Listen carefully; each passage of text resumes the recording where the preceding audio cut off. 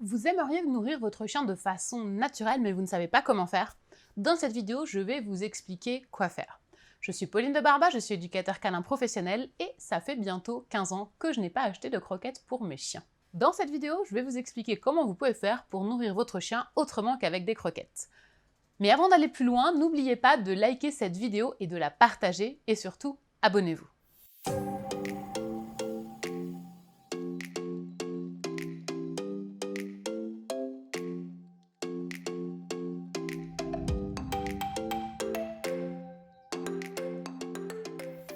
Aujourd'hui, il est assez courant de chercher à trouver une alternative aux croquettes. En effet, souvent les croquettes sont problématiques.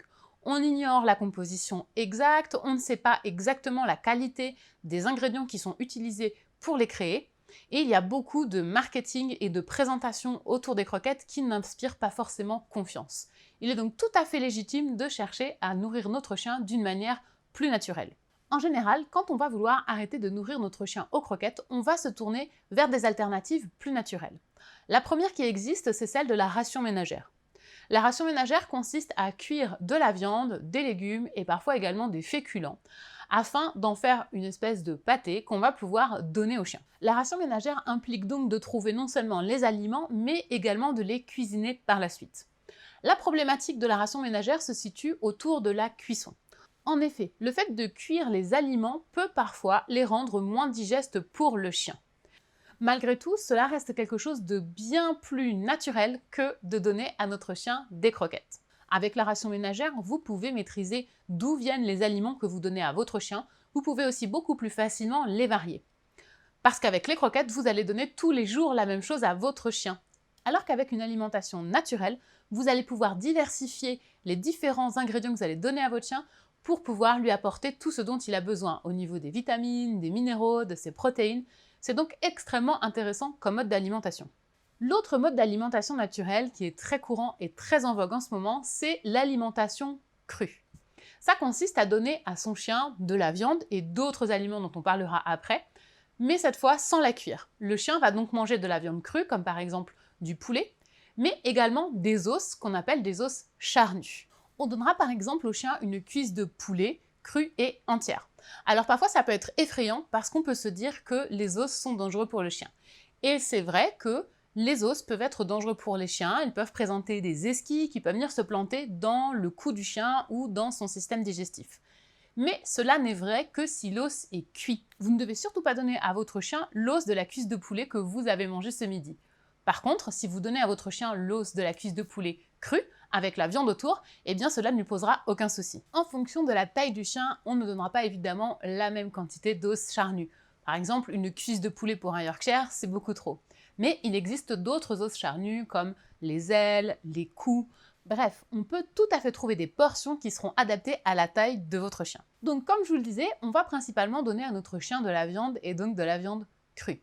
En général, ce qu'on donnera en majorité, ça va être de la viande de volaille, poulet ou dinde, qu'on viendra compléter avec d'autres sources de protéines qui proviendront d'autres viandes, comme par exemple le bœuf, le veau, l'agneau.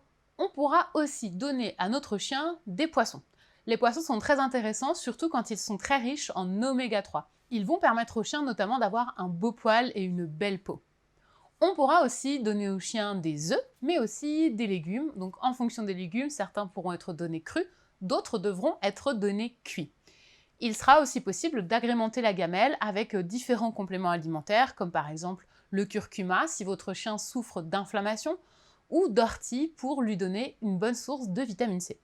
Le gros avantage de l'alimentation crue, c'est qu'elle va permettre au chien de mâcher. En effet, si vous observez les dents de votre chien, vous allez très vite vous rendre compte qu'elles sont faites pour mâcher. Et quand on donne à notre chien des croquettes ou de la pâtée, eh bien il ne va pas avoir vraiment l'occasion de se servir de ses dents. Et en général, c'est dans ce cas-là que le tartre va commencer à s'accumuler dans la bouche de votre chien.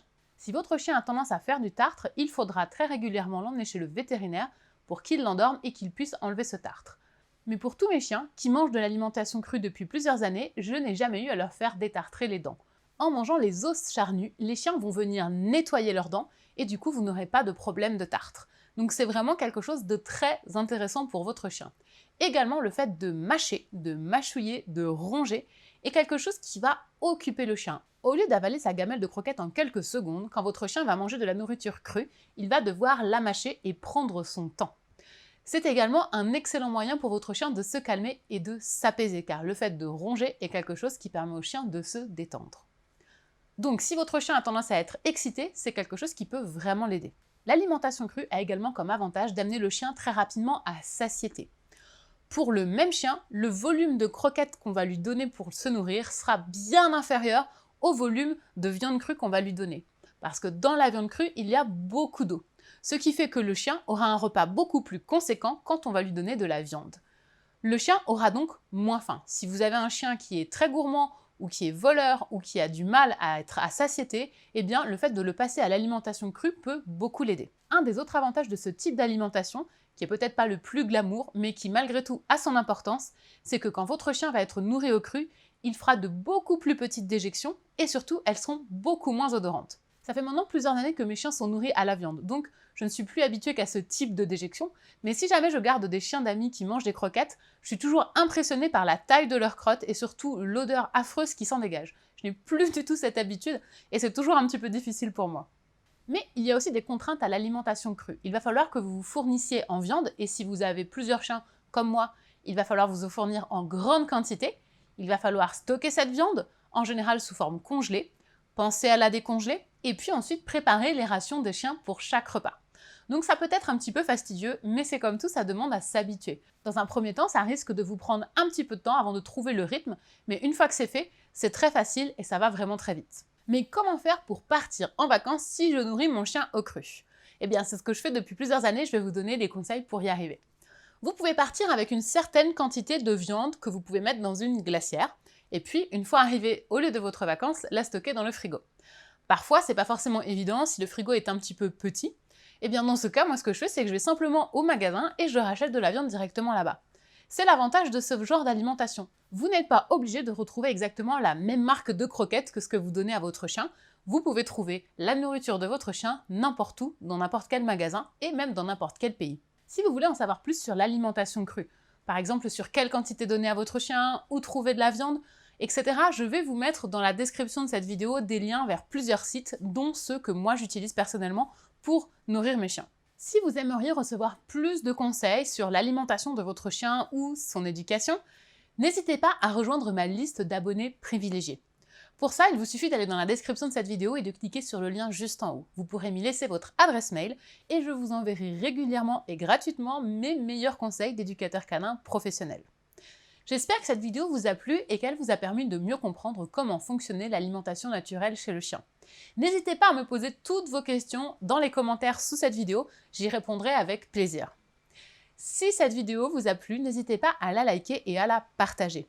Abonnez-vous pour ne pas rater les prochaines vidéos. C'était Pauline de Barba de Décliquer des chiens, je vous dis à très bientôt pour parler chiens.